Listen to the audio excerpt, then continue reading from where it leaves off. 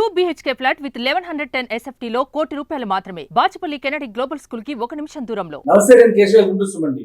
తిరుమల లడ్డు కల్తీ వ్యవహారం రోజు రోజుకి ఒక పెను వివాదంగా మారుతుంది.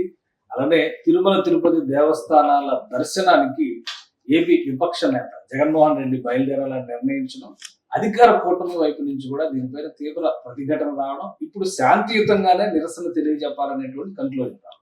ఏం జరగబోతుంది, అసలు లడ్డు కల్తీ విషయంలో బాధ్యత ఎవరు తీసుకుంటారు, ప్రభుత్వం ఈ మొత్తం వ్యవహారాన్ని ఏ విధంగా చక్కదిద్దబోతుంది, ఈ అంశాన్ని విశ్లేషించేటువంటి ప్రయత్నం చేద్దాం. మనతో చంద్ర శ్రీనివాస్ గారు, పొలిటికల్ అనలిస్ట్. చంద్ర శ్రీనివాస్ గారు నమస్కారం. నమస్కారం అండి. అక్కడతో ముగిసిపోయింది అనుకున్నారు, ప్రక్షాళన అంతా జరుగుతుంది అన్నారు, విచారణకు సంబంధించి కూడా ఒక సిట్టు వేశారు అనుకున్నారు.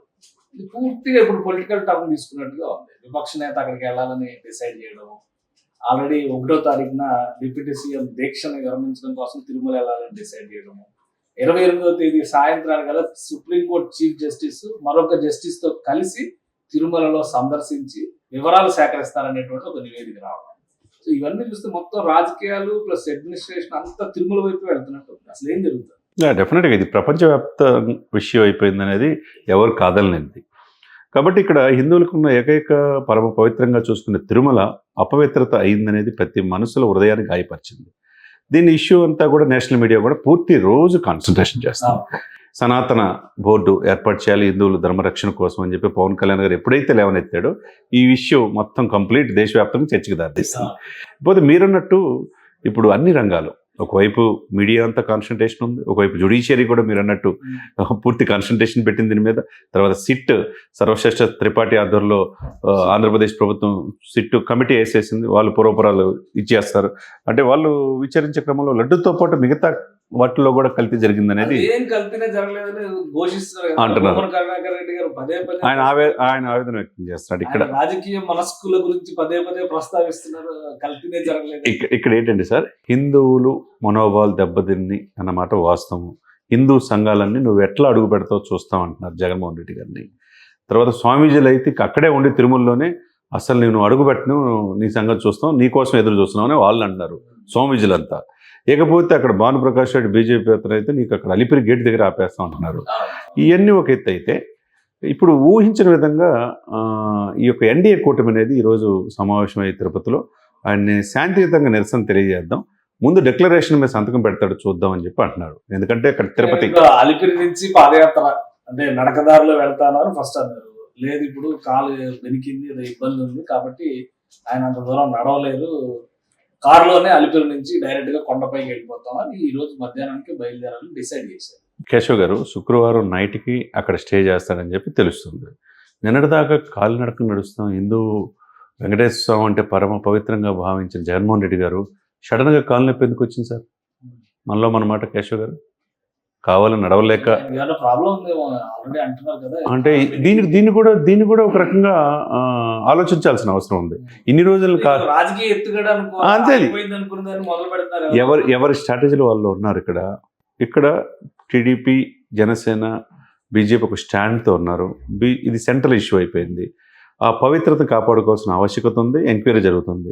ఇదే సమయంలో ప్రతిపక్షం ఎక్కడ డిఫేమ్ అవుతున్నా ఉన్న ఉద్దేశంతో వాళ్ళ చిత్తశుద్ధి కోసం మొన్న భూమన కరుణాకర్ రెడ్డి అక్కడ ఏం చేశాడో మనం చూసాం. ఏదైనా తప్పు జరుగుంటే నా బిడ్డలు, నా కుటుంబం సర్వనాశనం అయిపోద్దని ఆయన జ్యోతి వెలిగించాడు. ఆయన అరెస్ట్ చేశారు. సరే, జ్యోతి వెలిగించాడు. ఇకపోతే ఈరోజు ఆయన వెళ్ళేది నైట్ స్టే చేస్తానంటున్నారు, రేపటిన దర్శనం చేసుకుంటున్నాడు. డిక్లరేషన్ మీద సంతకం పెట్టాల్సిందే అని అంటున్నారు. ఒకవైపు అరణ్య శ్రీనివాసులు అంటే అవసరం లేదనేది కొత్త నిబంధనలు తీసుకొస్తున్నారు, ఇవన్నీ కూడా పక్కన పెట్టేసారు సార్. కేశవ్ గారు, అవసరం లేదనేది గత 5 సంవత్సరాలు వైసీపీ ఉన్నప్పుడు జరిగింది. ఎందుకంటే వైసీపీ అధినేత అప్పుడున్న ముఖ్యమంత్రి గారు ఆయనకి ఇష్టం లేదు కాబట్టి, అంటే అబ్దుల్ కలాం గారి కంటే ఎక్కువ ఏం కాదు కదండి, సోనియా గాంధీ గారి కంటే ఎక్కువ అంటే కాదు కదండి జగన్మోహన్ రెడ్డి గారు. కాకపోతే వాళ్ళకున్నట్లు మార్చుకున్నారు అంతే, మార్చుకొని నియమ నిబంధనలు సడలించారు. ఇప్పుడు ఏంటి, హిందూ మనోభావాలు కాబట్టి హిందువులకు పరమ పవిత్రమైన ఆ ప్లేస్లో నువ్వు వెళ్ళాలంటే డెఫినెట్గా సంతకం డిక్లరేషను పెట్టాలంటారు. మరి పెట్టడానికి ఏమండి? ఇప్పుడు భూమన కరుణాకర్ రెడ్డి గారు ఈరోజు ఇందాక ప్రెస్ మీట్లో మాట్లాడతా, ఆ రోజున ఋషికేశ్లోనే గంగా తీర్థంలోనే 3 సార్లు మునిగాడు, మాకు చిత్తశుద్ధి ప్రశ్నించాల్సిన అవసరం లేదన్నాడు. దేనికోసం 2019 ఎలక్షన్ టైంలో. ఇప్పుడు మీరు అదే సమయంలో ఇప్పుడు డిక్లరేషన్ ఇవ్వడానికి ఏమి ఇవ్వాల్సిన అవసరం ఉన్నది. అదే సమయంలో అరణ్య శ్రీనివాసరావు తిరుపతి ఎమ్మెల్యే అయితే ఒక మెట్టు ముందుకెళ్ళి మీకు అసలు వచ్చే అర్హత లేదు, మా మనోబలు గాయపరిచారు, అయినా మేము ఎక్కడ కూడా శాంతియుతంగానే నువ్వు వచ్చిన కనపడిన ప్రతి చోట నిరసనలు తెలియజేస్తాం, శాంతియుతంగా చేద్దామని చెప్పి ఆయన పిలిపించాడు. ఇక పవన్ కళ్యాణ్ గారు అయితే ఒక మాట స్ట్రైట్గా చెప్పాడు, ప్రతిపక్షంలో ఉన్నప్పుడు తుని అనేది కులాల మధ్య చిచ్చు పెట్టారు మీరు, ప్రతిపక్షంలో ఉన్నప్పుడు దాన్ని గెయిన్ చేసుకొని ఆ రోజున రైల్వే అధికార పక్షం అవును తుని అనేది ప్రతిపక్షంలో ఉన్నప్పుడు కులాల మధ్య చిచ్చు పెట్టి ఆ రోజు ముద్రగడ దీక్షలో రైలు తగలబడిన దాంట్లో మీ కుట్ర ఉందని చెప్పాడు. అదే సమయంలో ఇప్పుడు అధికారంలో వచ్చిన తర్వాత కోనసీమలో తెలుసు మతాల మధ్య చిచ్చు పెట్టారని చెప్పాడు. కాబట్టి మనం ఇప్పుడు జాగరూకతతో ఉండండి, మీరు ఎక్కడ తొందరపడొద్దు. డిక్లరేషన్ అనేది టీటీడీ చూసుకుంటుంది. కాబట్టి పోలీస్ యాక్ట్ అనేది అమల్లో ఉంది కాబట్టి తిరుపతి తిరుమలలో పోలీస్ సెక్షన్ 30 ఇంప్లిమెంట్ చేశారు. ఇప్పుడు అసలు ఎన్ని ఇంత రిస్ట్రిక్షన్స్ పెడితే గుడికి వచ్చే భక్తులు కూడా ఇబ్బందులు పడతారు కదా, వీళ్ళు ఎవరి మీద రాజకీయం చేస్తున్నారు? అంటే భక్తులకి ఇబ్బంది పడే మాట వాస్తవమే. ఇక్కడ రాజకీయం అంటే ఎవరి ఇండివిజువాలిటీ వాళ్ళది, ఎవరి ఐడెంటిటీ క్రైసిస్ వాళ్ళది. ఇప్పుడు ఆ మాత్రం కూడా జగన్మోహన్ రెడ్డి గారు ప్రయత్నం చేయకపోతే పూర్తిగా అది ఓన్లీ వైసీపీ పార్టీ క్రిస్టియన్ పార్టీగానే ముద్రపడే అవకాశం ఉంది, అంతే కదండి.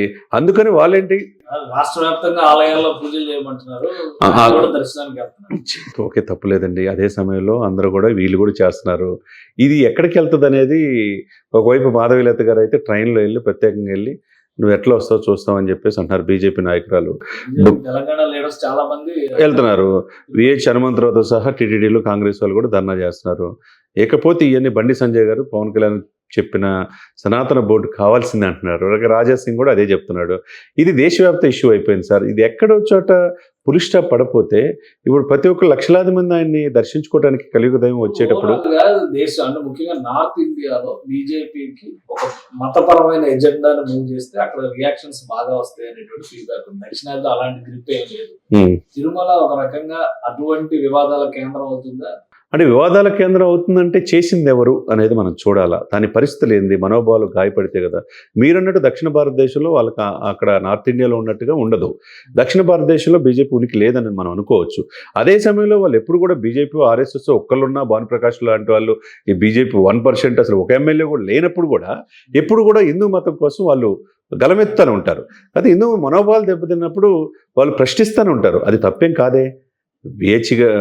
బీజేపీ కావచ్చు, ఆర్ఎస్ఎస్ కావచ్చు, విశ్వ హిందూ పరిషత్ కావచ్చు, ఇవన్నీ ఏంటంటే హిందూ సనాతన సాంప్రదాయం కోసం ఊహించిన విధంగా ఇక్కడ ట్విస్ట్ ఏంటంటే వీళ్ళందరికంటే ముందు యాజ్ అ డిప్యూటీ సీఎంగా అధికారంలో ఉన్న పవన్ కళ్యాణ్ గారే హిందువుల మీద దాడులు జరుగుతుంటే జాతీయ స్థాయిలో ఒక బోర్డు కావాలన్నాడు. అక్కడి నుంచి ఇది టర్న్ అయింది పూర్తిగా, కంప్లీట్గా ఇది సనాతన బోర్డు వైపు. ప్రాయశ్చిత్త దీక్ష అనగానే ఇప్పుడు జగన్మోహన్ రెడ్డి గారు 2 రోజుల ముందరే మరి దర్శనానికి అది కూడా పొలిటికల్. ఎందుకంటే ఆయన 3 రోజులు పట్టిన పెట్టుకున్నాడు. ఎప్పుడు లేని విధంగా పవన్ కళ్యాణ్ గారు ఒకటో తారీఖు అలిపిరిన రోడ్డు మార్గాన్ని వెళ్తున్నాడు, కాలినడకన పైన తిరుమలకి వెళ్తున్నాడు, అక్కడ స్టే చేస్తాడు. 2వ తారీఖు దర్శనం చేసుకుంటున్నాడు. 3వ తారీఖు వారాహి సభ అంటున్నారు. 4వ తారీఖు ఏమో బ్రహ్మోత్సవాలు స్టార్ట్ అవుతున్నాయి. ఆ బ్రహ్మోత్సవాలకు కూడా చంద్రబాబు నాయుడు గారు పొట్టు వస్త్రాలతో సతీ సమేతంగా వెళ్తున్నారు. మరి పవన్ కళ్యాణ్ గారు కూడా ఆ రోజు బ్రహ్మోత్సవాలకు వెళ్తారా? వాళ్ళు ప్రత్యేకంగా ఆహ్వానించారు వచ్చి తిరుమల నుంచి. ఇది ఏమైనా కానీ సార్ మొత్తం ఇది తిరుపతి కేంద్రంగా రాజకీయాలు, అటెన్షన్ తిరుమల తిరుపతి. ఇక కలియుగ దైవం ఆల్ రోడ్స్ అటువైపే దృష్టి పలుస్తున్నాయి. ఏదైనా కానీ కలియుగ దైవం వెంకటేశ్వర స్వామి దీనికి ఎండ్ కార్డు పలకాలి. ఆయన కోర్టులోనే ఉంది ఇప్పుడు అంతా, కానీ సామరస్యపూర్వకంగా జరుగుతుందని ఆశిద్దాం అంతే. ఇది తిరుమల చుట్టూనే రాజకీయం మొత్తం నడుస్తుంది. రాజకీయాల అంశాలు ఎలా ఉన్నప్పటికీ కూడా తిరుమల పవిత్రత విషయంలో మాత్రం భక్తుల మనోభావాలు ప్రతి ఒక్కరు గుర్తుపెట్టుకోవాల్సినటువంటి అవసరం ఉందని చెప్పి శ్రీనివాస్ గారు విశ్లేషిస్తున్నారు. ఇది special discussion. Keep watching. Suman టీవీలో మీ పర్సనల్ అండ్ బిజినెస్ ప్రమోషన్స్ కోసం కింది నెంబర్కి కాంటాక్ట్ చేయండి.